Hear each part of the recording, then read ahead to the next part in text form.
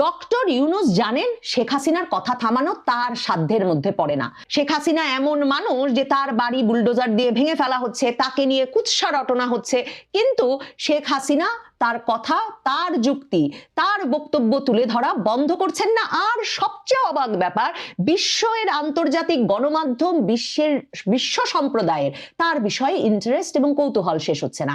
এবং শেখ হাসিনা রাজনৈতিকভাবে প্রত্যাবর্তনের হুমকি জারি রেখেছেন ইউনূস সহ তার রাজনৈতিক প্রতিপক্ষের ওপর। ইউনূসের কাঁপাকাঁপি চিরবিরানিটা সে জায়গায়।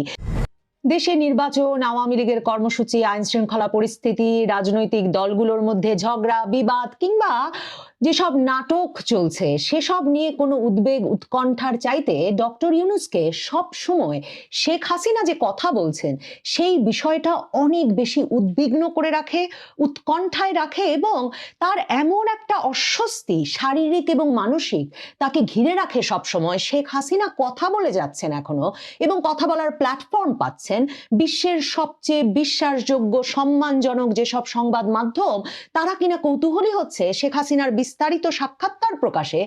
এই বিষয়টা নিয়ে ডক্টর ইউনূসের চিরবিরানি আসলে তাকে ক্রমাগতভাবে একরকমের অসুস্থ করে তোলে। চিরবিরানি বিষয়টা এমন যে এই চিরবির করাটা একরকমের শারীরিক মানসিক প্রভাব তৈরি করে। মানে কোনো কিছুতে শান্তি মেলে না যখন একটা বিষয় নিয়ে অস্থিরতা তৈরি হয় মানসিকভাবে। শেখ হাসিনার সাক্ষাৎকারগুলো ডক্টর ইউনূসকে সেই শারীরিক মানসিক অস্থিরতার মধ্যে ফেলে। সেই ফেব্রুয়ারি থেকে যখন শেখ হাসিনা প্রথম জাতির উদ্দেশ্যে ভাষণ দিলেন বাংলাদেশ আওয়ামী লীগের ফেসবুক পেজে, এই ঘোষণা দেওয়া মাত্র ডক্টর ইউনূস ভেবেছিলেন যে বুলডোজার নিয়ে যেহেতু 32 নম্বরের ভাঙা বাড়িটা, মানে 5ই আগস্ট যে বাড়ি একবার ভাঙা হয়েছে সেই বাড়িটা, মানে শেখ হাসিনার বাপের বাড়ি, বঙ্গবন্ধুর বাড়িটা ধুলায় মিশিয়ে দেওয়ার পর যে বাড়িটাকে শেখ হাসিনা দেখেছেন যে তার বাবা মা একেবারে ইটের পর ইট গেথে তৈরি করেছেন, যে বাড়িতে তাদের এত এত স্মৃতি, সেই বাড়িটা বুলডোজার দিয়ে ভেঙে ফেলার পর যখন ইউনূস এমন বিবৃতি দিয়েছিলেন যে এটা হচ্ছে জনগণের ক্ষোভের বহিঃপ্রকাশ এবং সে কারণেই সরকার 3 রাত 2 দিন ধরে ভাঙতে দিয়েছে, যেমন ইচ্ছা ভেঙেছে, আগুন দিয়েছে, বুলডোজার এনেছে, এই কাজ করতে দিয়েছে যাতে ক্ষোভটা জনগণ উগরে দিতে পারে, তখন ইউনূস ভেবেছিলেন শেখ হাসিনার শেখের বেটির শিক্ষা হয়ে যাবে। কিন্তু ডক্টর ইউনূস অবাক হয়ে দেখেছেন যে শেখ হাসিনা থামেন নাই, কথা বলা তার বন্ধ করা যায় নাই। এপ্রিলে অনেক চেষ্টা চরিত্রের পর যখন ভারতের প্রধানমন্ত্রী মোদির সঙ্গে বিমস্টেকের সাইড লাইনে ব্যাংককে একটা বৈঠকের সুযোগ পেলেন ডক্টর মোহাম্মদ ইউনূস, তখনও তিনি প্রথম সুযোগেই, মানে তার সঙ্গে মোদির প্রথম সাক্ষাৎ, 3 দিকে ভারতের সীমান্ত, এসেছেন পর থেকে তারা ভারত বিরোধী বিভিন্ন বক্তব্য দিয়ে যাচ্ছেন, তখনও ভারত একরকমের সহনশীল মন্তব্য করছে। ইউনূসকে কয়েক দফা বলেছে যে এসব 7 সিস্টার্স আপনার মালিকানায় আছে, 7 সিস্টার্স আপনার সাগর দিয়ে সাগরের অধিকার পায়, এ ধরনের বক্তব্য দয়া করে চীন টিন গিয়ে দেবেন না, এসব বলেছে বটে, কিন্তু তখনও সম্পর্কটা খারাপের তুঙ্গে ওঠাতে ইউনূস সমর্থ হন নাই। একটা সম্ভাবনা তখনও ছিল। এহেন গুরুত্বপূর্ণ বৈঠকে গিয়ে ইউনূস কিনা নরেন্দ্র মোদীকে প্রথম এবং প্রধানত যে বক্তব্য তুলে ধরলেন সংক্ষিপ্ত সময়ের বৈঠকে, সেটা হচ্ছে যাতে প্রধানমন্ত্রী মোদী তার অতিথি শেখ হাসিনার ভারতে বসে কথা বলা বন্ধ করেন। প্রধানমন্ত্রী মোদী সেখানেই যে ডক্টর ইউনূসকে স্পষ্টত বলেছেন যে শেখ হাসিনা তাদের অতিথি, ভারতে অতিথিরা যেমন স্বাধীন তেমনি স্বাধীন সামাজিক যোগাযোগ মাধ্যম, কাজেই তিনি সামাজিক যোগাযোগ মাধ্যম ব্যবহার করে কি বক্তব্য রাখছেন সেটা তার স্বাধীনতার ব্যাপার, এতে ভারতের সরকার কোনো হস্তক্ষেপ করবে না। এবং এর পরেও ইউনূসের আশা থামে নাই যে তিনি হাসিনার কথা বন্ধ করতে পারবেন। এখন একেবারে সাম্প্রতিক সময়ে যখন তিনি দেখছেন যে লাগাতার তারা ফ্যাসিস্ট, 17 বছরের দুঃশাসন, এসব ন্যারেটিভ বলে যাওয়ার পরেও গণহত্যা, মানে যা যা অভিযোগ আনা দরকার সবকিছু ব্যক্তি শেখ হাসিনার ওপরে লেপন করবার চেষ্টার পরেও কিনা এখন এএফপি, বিবিসি, রয়টার্স সহ ভারতের শীর্ষস্থানীয় পত্রিকাগুলো তো বটেই, Hindustan Times, Indian express, Hindu, তারা তো বটেই, সকলে, এমনকি এই দফায় দেখছিলাম গতকালকে বেরিয়েছে দক্ষিণ পূর্ব এশিয়ার অত্যন্ত গুরুত্বপূর্ণ সাউথ চায়না মর্নিং পোস্ট, এই পত্রিকায়ও তার সাক্ষাৎকার বেরিয়েছে। মানে সারা পৃথিবীর সংবাদ মাধ্যম হাসিনা মুখ খোলার আগ্রহ প্রকাশ করেছেন আর তার বিস্তারিত সাক্ষাৎকার প্রকাশ করতে শুরু করেছে। হাসিনার পরবর্তী পরিকল্পনা কি, হাসিনা কিভাবে বাংলাদেশের নির্বাচনে ফিরবেন, হাসিনা কি করে বাংলাদেশের পলিটিক্সে ফিরবেন, আওয়ামী লীগ কবে ফিরবে বলে ভাবছেন। মানে কেউ ভাবছে না শেখ হাসিনা শেষ হয়ে গেছেন। শেখ হাসিনা মানে ইউনূসরা যেমন ভাবতে চেয়েছিলেন এবং ভাবাতে চেয়েছিলেন যে 200 বছরেও শেখ হাসিনা বাংলাদেশের মাটিতে ফিরবে না, 200 বছরেও আওয়ামী লীগ বাংলাদেশের মাটিতে ফিরবে না, এমন কিচ্ছু ঘটছে না। আন্তর্জাতিক সংবাদ মাধ্যম সেধে সেধে তাকে এমন প্রশ্ন করছে, এমনকি শেখ হাসিনা সেজন্য ইউনূসের মতো বিশাল বহর নিয়ে দেশে দেশে উপস্থিত হচ্ছেন না এবং তিনি ছবি তুলতে দিচ্ছেন না, তিনি ভিডিও দিচ্ছেন না, তিনি এমনকি তার বাড়িতেও ডেকে আনছেন না। ইমেইল করে করে প্রশ্ন করা হচ্ছে, সেই ইমেইলের তিনি জবাব দিচ্ছেন, ইমেইল সাক্ষাৎকার এগুলো, তাতেই অত্যন্ত গুরুত্বের সঙ্গে বিশ্বের শীর্ষ গণমাধ্যমগুলো এই খবরগুলো ছাপাচ্ছে আর শীর্ষস্থানীয় সংবাদ সংস্থাগুলো সেই খবর ছাপানোর পর আরো অনেক অনেক আন্তর্জাতিক সংবাদ মাধ্যম খবরগুলো পিক করে সেগুলো ছাপিয়ে দিচ্ছে। এমনকি শেখ হাসিনার পুত্র সজীব ওয়াজেদ জয় তিনি এক সাক্ষাৎকার দিয়েছেন এপিতে, সেই সাক্ষাৎকারটিও পৃথিবীর শীর্ষস্থানীয় যুক্তরাজ্য, যুক্তরাষ্ট্র, অস্ট্রেলিয়ার শীর্ষস্থানীয় গণমাধ্যমে ছাপা হয়েছে এপির সাক্ষাৎকারটার বরাত দিয়ে।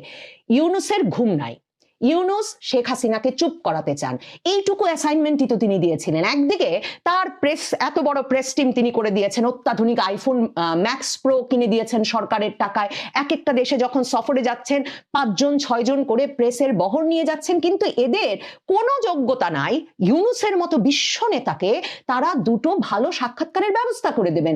এমনকি এই যে নিউ ইয়র্ক গিয়ে গত মানে জাতিসংঘ অধিবেশনে যোগ দেওয়ার নামে নিউ ইয়র্ক গিয়ে তো এর আগের বার তিনি সপ্তাহ দুয়েকের বেশি থেকে এলেন, কিন্তু ইউনূসের একটা ভালো সাক্ষাৎকারের ব্যবস্থা এই প্রেস টিম করতে পারলো না। তারা সকল শক্তি সামর্থ্য খরচ করছে নানা রকম গল্প বানাতে আর বাংলাদেশের সাংবাদিকদের ধমকের উপর রাখতে। ইউনূস প্রচন্ড বিরক্ত এসব বিষয় নিয়ে। মানে নিউ ইয়র্কে গিয়ে তাকে কোথায় সাক্ষাৎকার দিতে হলো? আল জাজিরার সাবেক সাংবাদিক মেহেদী হাসান খানের ব্যক্তিগত সামাজিক যোগাযোগ মাধ্যমের প্ল্যাটফর্মে।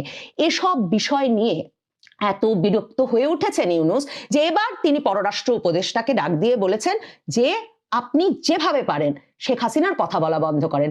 বেচারা পররাষ্ট্র উপদেষ্টা তৌহিদ হোসেন এই কথায় কথায় এই কাইজ্জা ঝগড়ার যে কূটনৈতিক সম্পর্ক, মানে দীর্ঘ সময়ের কূটনৈতিক দায়িত্ব পালন করে, মানে ক্যারিয়ার ডিপ্লোম্যাট একটা লোক, নানা সরকারের আমলে কাজ করেছেন, তার পক্ষে এই কাইজ্জা ঝগড়ায় গিয়ে এমনকি এই যে দিল্লিতে তার যে রাষ্ট্রদূত পাঠিয়েছেন, তিনি যেই রাষ্ট্রদূত এখন চেষ্টা করছেন ভারতের নানা মাধ্যমে মানে একাডেমিকদের সাথে একটা সম্পর্ক গড়তে, সাংবাদিকদের সাথে একটা সম্পর্ক গড়তে, কারণ বাংলাদেশ ভারত সম্পর্কের তো কোনো চ্যানেলই এখন আর প্রতিষ্ঠিত নাই। অবস্থাটা এমন দাঁড়িয়েছে যে ভারত যে প্রতিদিন পুশিং করছে, বাংলাদেশ এ বিষয়েও কিছু বলতে পারছে না।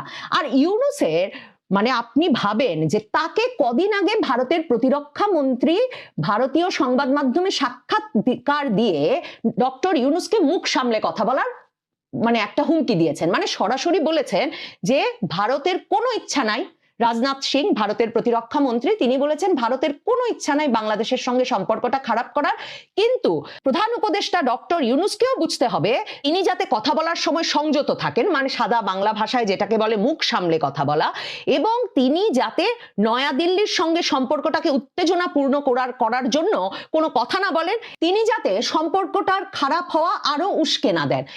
ইউনূস সাহেব পররাষ্ট্র উপদেষ্টাকে ডেকে যখন সর্বোচ্চ ব্যবস্থা নিতে বলবেন যে আপনি আমার পররাষ্ট্রমন্ত্রী, আপনি বা জাতীয় নিরাপত্তা উপদেষ্টা খলিলুর রহমানকে দিয়ে তার বিবৃতি দেওয়ানো উচিত, তার রীতিমতো দিল্লিতে চিঠি পাঠানো উচিত যে বাংলাদেশের সরকার প্রধানকে ভারতের প্রতিরক্ষা মন্ত্রীর এত বড় সাহস হয় কি করে যে মুখ সামলে কথা বলতে বলে।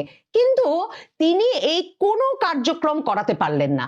তিনি তার পররাষ্ট্র উপদেষ্টা পররাষ্ট্রমন্ত্রীর মুখ দিয়ে তো এ বিষয়ে কোনো কথা বের করতেই পারলেন না। জাতীয় নিরাপত্তা উপদেষ্টা খলিলুর রহমান তো নিরাপত্তা উপদেষ্টা হওয়ার পর থেকে অপেক্ষা আছেন যে ভারতের নিরাপত্তা উপদেষ্টা অজিত দোভালের দয়া দৃষ্টি তার দিকে পড়বে, এবং এপ্রিলে তিনি পাশাপাশি খাবার খেতে বসে যে একটা সম্পর্ক স্থাপনের চেষ্টা করেছিলেন, আর অজিত দোভাল তখন প্রশ্ন করেছিলেন যে উনি কে, মানে উনি কেন ডক্টর ইউনূসের সঙ্গে বৈঠকে কথা বলার চেষ্টা করছেন, কারণ তিনি তো তখন শুধুমাত্র রোহিঙ্গা বিষয়ক বিশেষ সহকারী ছিলেন। কাজেই ওই এপ্রিলের সভার পরেই কিন্তু ফিরে খলিলুর রহমানকে পদোন্নতি দিয়ে অজিত দোভালের সমসাময়িক করার জন্য, সমমর্যাদার করার জন্য জাতীয় নিরাপত্তা উপদেষ্টা বানানো হলো। কিন্তু এখন পর্যন্ত আর কোনোদিন অজিত দোভালের সাথে কথাবার্তা বলার সুযোগ হলো না খলিলের। খলিল এখন একটা জাতীয় নিরাপত্তা উপদেষ্টাদের একটা সম্মেলনে ডাক পেয়েছেন, আঞ্চলিক সম্মেলন, দৌড়ে যাচ্ছেন ভারতে, যদি আবারও অজিত দোভালের দয়া দৃষ্টি তার দিকে পড়ে। এই যখন অবস্থা, তখন ডক্টর ইউনূস একেবারে গায়ে মাখছেন না যে ভারতের প্রতিরক্ষা মন্ত্রী তাকে মুখ সামনে কথা বলার হুমকি দিয়েছেন। তিনি পররাষ্ট্র উপদেষ্টাকে ডেকে বলছেন শেখ হাসিনার কথা বন্ধ করেন। কিভাবে শেখ হাসিনা এত বড় বড় গণমাধ্যমে সাক্ষাৎকার দিচ্ছে, শেখ হাসিনার কথা বন্ধ করতে ধমকে দেন ভারতকে। পররাষ্ট্র উপদেষ্টা এই কাজে নিজেকে একেবারে জড়িত করেন নাই, তিনি একজন অফিসারকে দায়িত্ব দিয়েছেন। ইউনূসের চিরবিরানিও একটু বন্ধ হলো, তার বসকেও তিনি একটু সামাল দিলেন, কিন্তু কূটনৈতিক পরিসরে ব্যাপক হাস্যরসের সৃষ্টি হলো না। কারণ এই সব অনুরোধ করে, যেই অনুরোধ দুই সরকার প্রধান পরস্পরকে করেছেন, মানে ইউনূস মোদিকে করেছেন, মোদি পাত্তা দেন নাই, সেই অনুরোধ যে একজন কূটনীতিক রাখতে পারবেন না, এটা বুঝতে তো অনেক বিরাট বুদ্ধিমান হওয়ার কোনো প্রয়োজন হয় না পররাষ্ট্র উপদেষ্টা তৌহিদ হোসেনের। কাজেই পররাষ্ট্র উপদেষ্টা তৌহিদ হোসেন এই দায়িত্ব পররাষ্ট্র মন্ত্রণালয়ের একজন অফিসারকে দিয়ে দিয়েছেন। তখন বাংলাদেশের পক্ষ থেকে পররাষ্ট্র মন্ত্রণালয়ের দক্ষিণ এশিয়া অনুবিভাগের মহাপরিচালক এক বার্তা দিয়ে সংবাদ মাধ্যমকে জানান যে পররাষ্ট্র মন্ত্রণালয়ের তরফে নাকি ঢাকায় নিযুক্ত ভারতীয় উপ হাইকমিশনারকে ডাকা হয়েছিল। তার মানে বোঝেন, এমনকি ভারতীয় হাইকমিশনারকে পররাষ্ট্র মন্ত্রণালয়ে তলব করার সাহসটুকু পর্যন্ত ইউনূসের পররাষ্ট্র মন্ত্রণালয় করে নাই। এবং সেই উপ হাইকমিশনার পবন বাদেকে ডেকে নাকি পররাষ্ট্র মন্ত্রণালয় বলেছে যে বাংলাদেশে মানবতা বিরোধী অপরাধে বিচারের মুখোমুখি কুখ্যাত পলাতক আসামিকে আশ্রয় দেওয়া এবং তাকে বাংলাদেশ বিরোধী ঘৃণামূলক বক্তব্য ও সন্ত্রাসী কর্মকাণ্ডে উস্কানি দেওয়ার জন্য মঞ্চ করে দেওয়া, এই পদক্ষেপ দুই দেশের মধ্যে গঠনমূলক দ্বিপক্ষীয় সম্পর্ক গড়ে তোলার ক্ষেত্রে সহায়ক নয়। কাজেই ভারতীয় কূটনীতিককে বলা হয়েছে অবিলম্বে শেখ হাসিনার গণমাধ্যমে কথা বলা বন্ধের বিষয়ে তিনি যেন নয়াদিল্লিকে বাংলাদেশের অনুরোধটি জানান। মানে শেষ হয়েছে বাক্য অনুরোধ দিয়ে। আর পররাষ্ট্র মন্ত্রণালয় থেকে সংবাদ মাধ্যমে যে বিবৃতি পাঠানো হয়েছে, মানে বাংলাদেশের সংবাদ মাধ্যমে, সেখানে কিন্তু কুখ্যাত পলাতক আসামি, গণহত্যার বিচার মানে কড়া সব কথা বলে দেওয়া হয়েছে। বুঝতেই পারছেন, উপ হাইকমিশনার এসেছেন, হাইকমিশনার পর্যন্ত আসেন নাই, বা আসার তাকে আমন্ত্রণ জানানোর বা তলব করার সাহসটুকু পর্যন্ত করা হয় নাই। কারণ তাকে তলব করলে দিল্লিতে যে বাংলাদেশের হাইকমিশনার সবে একটু গুছিয়ে বসার চেষ্টা করছেন, তার অবস্থা খারাপ হবে। কাজে সেসব চেষ্টা করেন নাই। এই উপ হাইকমিশনার এই কথা যে একটা নোটে লেখা ছাড়া আর কিচ্ছু করবেন না, সেটা বাংলাদেশের পররাষ্ট্র মন্ত্রণালয় খুব ভালো করে জানে। আর প্রধান উপদেষ্টাকে যখন মুখ সামলে কথা বলতে বলা হয়েছে, সেটা নিয়েও কিন্তু পররাষ্ট্র মন্ত্রণালয় বাংলাদেশের সংবাদ মাধ্যমে একটা বিবৃতি দিয়েই কাজ সেরেছে। তারা বলেছে ডক্টর ইউনূসকে নিয়ে রাজনাথের মন্তব্য কূটনৈতিক সৌজন্যের পরিপন্থী। কাজেই ডক্টর ইউনূস জানেন শেখ হাসিনার কথা থামানো তার সাধ্যের মধ্যে পড়ে না। শেখ হাসিনা এমন মানুষ যে তার বাড়ি বুলডোজার দিয়ে ভেঙে ফেলা হচ্ছে, তাকে নিয়ে কুৎসা রটনা হচ্ছে, কিন্তু শেখ হাসিনা তার কথা, তার যুক্তি, তার বক্তব্য তুলে ধরা বন্ধ করছেন না। আর সবচেয়ে অবাক ব্যাপার, বিশ্বের আন্তর্জাতিক গণমাধ্যম, বিশ্ব সম্প্রদায়ের তার বিষয়ে ইন্টারেস্ট এবং কৌতূহল শেষ হচ্ছে না। এবং শেখ হাসিনা রাজনৈতিকভাবে প্রত্যাবর্তনের হুমকি জারি রেখেছেন ইউনূস সহ তার রাজনৈতিক প্রতিপক্ষের ওপর। ইউনূসের কাঁপাকাঁপি চিরবিরানিটা সে জায়গায়। কিন্তু অন্যদিকে ইউনূসের জন্য এটা একটা রাজনৈতিক খেলাই বটে যে শেখ হাসিনা কিন্তু কথা বলছেন, শেখ হাসিনা কিন্তু চলে আসবেন। এই যে তার গোয়েন্দা সূত্র কথায় কথায় এমন খবর সংবাদ মাধ্যমগুলোর মাধ্যমে ছড়িয়ে দেয় যে আওয়ামী লীগ নাকি লক্ষ লোকের হঠাৎ সমাবেশ করে শেখ হাসিনাকে নিয়ে চলে আসবে। এই ভয়টা জারি রাখা ছাড়া বাংলাদেশের রাজনীতিতে তো এখন কোনো রাজনীতি নাই।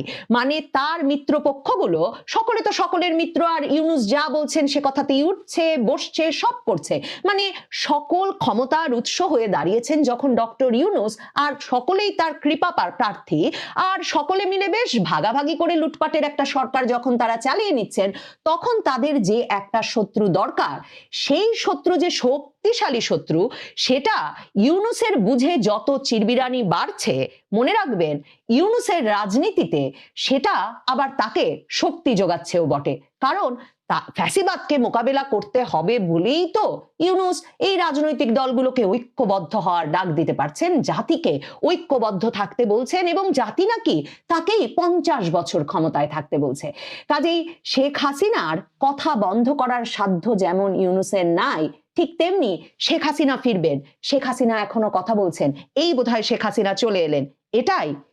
আশা করি বিষয়টি বুঝতে পেরেছেন। এ নিয়ে আপনার গুরুত্বপূর্ণ মন্তব্যটি অবশ্যই কমেন্ট বক্সে জানিয়ে দিবেন। ধন্যবাদ।